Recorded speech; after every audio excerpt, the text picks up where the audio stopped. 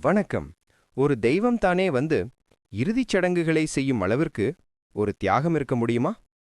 அசாத்தியமான வீரம் மற்றும் ஆழமான அன்பின் காலத்தால் அழியாத ஒரு கதையைக் காண தயாராகுங்கள்.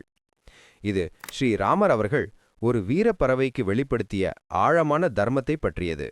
நீங்கள் ஸ்கிப் செய்வதற்கு முன் தந்தையின் அன்பு மற்றும் உச்சபட்ச தியாகம் பற்றிய உங்கள் புரிதலை இந்த கதை மாற்றும் என உறுதியளிக்கிறேன். இந்த காணொளியை இறுதி வரை பாருங்கள். இலங்கையின் மன்னரான இராவணன் சூழ்ச்சியால் வணக்கத்திற்குரிய சீதா பிராட்டியாரை வானத்தின் வழியாக கடத்தி சென்றபோது உலகம் மௌனத்தில் உறைந்தது. ஆனால் ஒருவர் மட்டும் பேசாத சாட்சியாக இருக்க மறுத்தார். அவர்தான் ஜடாயு, பெரும் கழுகு. இவர் ஸ்ரீராமரின் தந்தை மாமன்னர் தசரதர் அவர்களின் அன்புக்குரிய நண்பர்.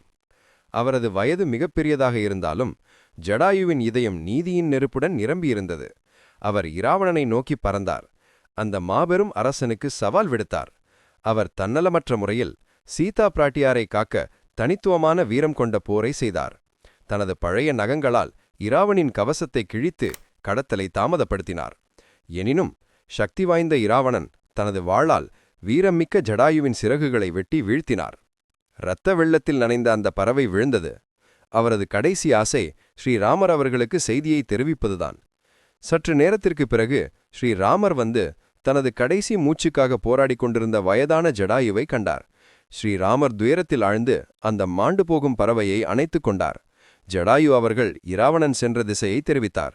அவர் உயிர் நீத்த போதே ஸ்ரீராமர் அவர்கள் ஒரு தந்தையைப் போலவே கருதி தனது சொந்த பெற்றோருக்கு செய்வது போலவே ஜடாயு அவர்களுக்கு இறுதிச் சடங்குகளை, அதாவது பிண்ட தானத்தை தானே செய்தார். ஜடாயுவின் தியாகம் எல்லா யுகங்களிலும் நினைவில் இருக்கும் என்று ஸ்ரீராமர் அவர்கள் அப்போதே பிரகடனம் செய்தார். ஆயிரக்கணக்கான ஆண்டுகளுக்குப் பிறகும் அந்த வாக்கு உண்மையாக நிற்கிறது. கேரளாவில் உள்ள சடையமங்கலம் மலைகளின் உச்சியில் உலகிலேயே மிகப்பெரிய பறவை சிற்பமான ஜடாயு எர்த் சென்டர், ஜடாயு பாறை நிற்கிறது. இந்த உன்னத ஆத்மாவின் வீரத்திற்கு அர்ப்பணிக்கப்பட்ட நித்திய நினைவனம் இது. அநீதிக்கு எதிராக நிற்க துணிவதில்தான் உன்னதம் இருக்கிறது என்பதை ஜடாயு நமக்கு நினைவூட்டுகிறார். இந்த தர்மத்தின் கதை உங்கள் மனதை தொட்டிருந்தால் உங்கள் மரியாதையை கருத்துப் பெட்டிகள் தெரிவித்து காணொளியை பகிருங்கள். மேலும் அடுத்த முறை குரங்கு படையால் கட்டப்பட்ட உலகின் சிறந்த பாலத்தின் ரகசியத்தை கண்டுபிடிப்போம். தலைப்பு: மிதக்கும் கற்களின் ரகசியம். ராமசேதுவின் உண்மையான கட்டிடக் கலைஞர் யார்? குழு சேர மறக்காதீர்கள். ஜெய் ஸ்ரீ